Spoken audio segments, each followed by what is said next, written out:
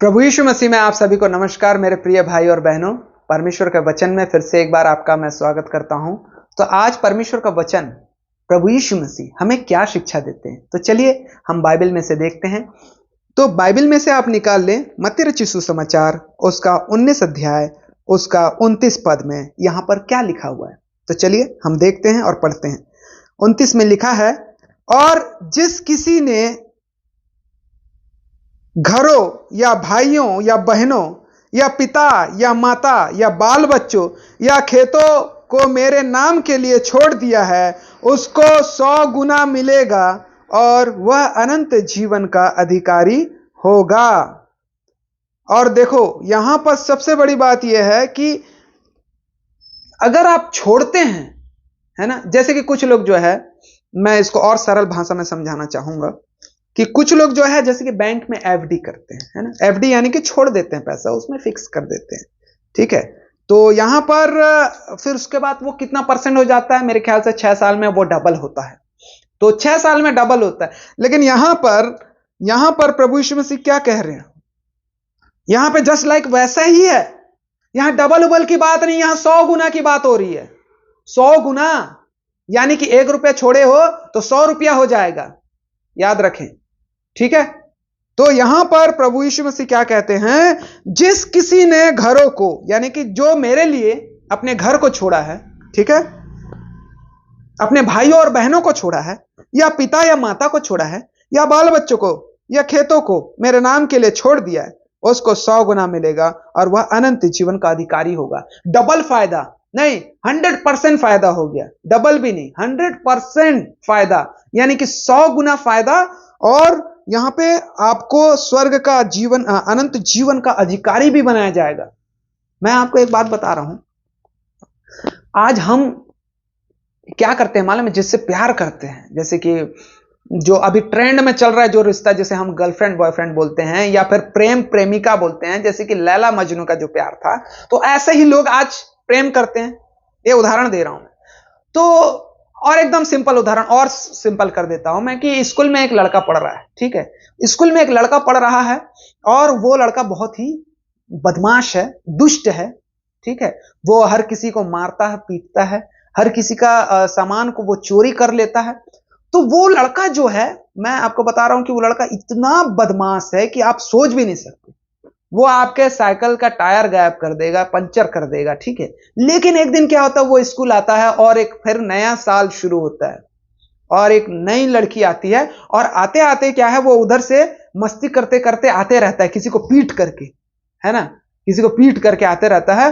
और आते आते वो लड़की से टकरा जाता है। वो लड़की का नया एडमिशन रहता है। वो देखते साथी एक दूसरे मोहित हो जाते हैं कि अरे वाह, ये तो लड़की बहुत अच्छी है बोल करके वो देखता है, और वो लड़की से वो उसको प्रेम हो जाता है, वो बदमाश लड़के का। अब वो लड़का देखो, जो बंक करता था, जो स्कूल नहीं आता था, जो कंप्यूटर क्लास में नहीं जाता था, जो होमवर्क पूरा नहीं करता था, वो सब चीज वो करने लग गया।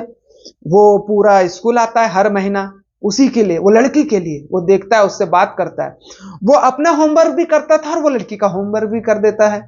सोचो, है ना, वो इतना पढ़ाई में इंटेलिजेंट हो गया और क्लास में अच्छा नंबर ला रहा है।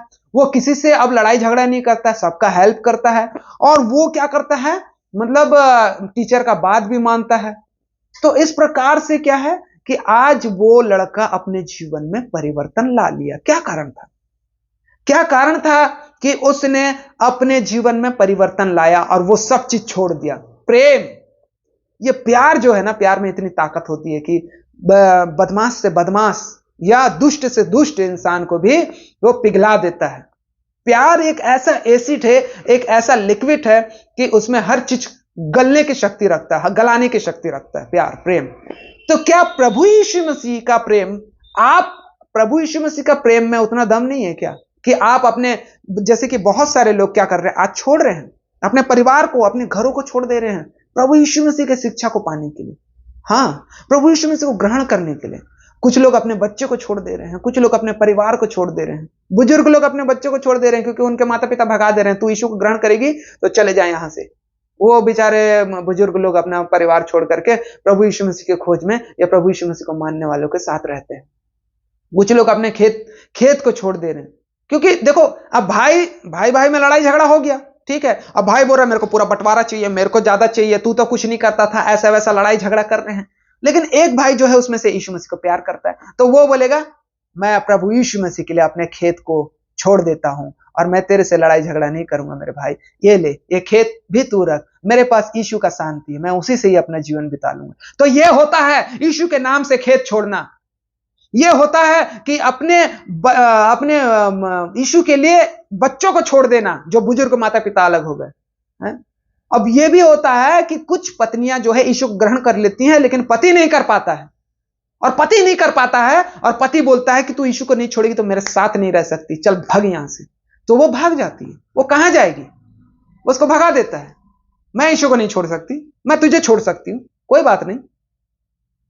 ऐसे ही पति भी पत्नी से अलग हो जाता है। ऐसे ही रिश्ते, यीशु मसीह बोलता है कि वो कहता है कि मैं भाई को भाई से और बाप को बेटे से अलग करने आया हूं, सास को बहू से अलग करने आया हूं। ये कहने का मतलब क्या है? क्योंकि जब हम प्रभु यीशु मसीह को ग्रहण करते हैं तो ये संसार के लोग हमसे बैर करते हैं और वो एक्सेप्ट नहीं करते हैं। तो जिस प्रकार से उस लड़के ने उस लड़की के लिए अपने जीवन में सब चीज त्याग दिया, छोड़ दिया उसका प्रेम पाने के लिए, तो वैसे ही जब हम प्रभु यीशु मसीह को ग्रहण कर लेते हैं और कोई भी हमें मना करता है या कोई भी हमें क्या करता है, विरोध करता है कि तुम ऐसा मत करो, नहीं तो तुम यहां से चले जाओ, तुम्हारा ये नहीं होगा, तुम्हारा वो नहीं होगा, तो सब चीज छोड़ दो, आप सब चीज छोड़ दो, क्योंकि 100 गुना प्रतिफल मिलने वाला है आपको। आप परमेश्वर के लिए अपने बुरे विचारों, बुरे गंदे आचरण, बुरे हर एक कामों को और अपने रिश्तेदार परिवार जो आपके विरुद्ध में है आपको भगा देते हैं, मारते हैं, पीटते हैं, कोई बात नहीं, सब छोड़ दो और 100 गुना प्रतिफल पाओ और परमेश्वर जो है वो आपसे खुश होगा। याद रखें, और आपको अनंत जीवन का अधिकारी बनाएगा। याद रखें, क्योंकि वचन के अनुसार मैं नहीं बोल रहा हूं। क्या आप छोड़ सकते हैं? क्या परमेश्वर के लिए छोड़ सकते हैं? तो याद रखें, क्या हमने परमेश्वर के लिए क्या छोड़ा तो परमेश्वर हमको ये सब चीज देगा। याद रखें और ये वचन को बार बार पढ़ें और अपने जीवन को बार बार याद करें। 2024 आ चुका है मेरे प्रियो, और 2024 में आपको इस बात को याद रखना है। तो इसी प्रकार से नए वीडियो के साथ हम फिर से आएंगे। तब तक के लिए आपसे अलविदा चाहते हैं। परमेश्वर आप सभी को आशीष दे। नमस्कार, गुड बाय।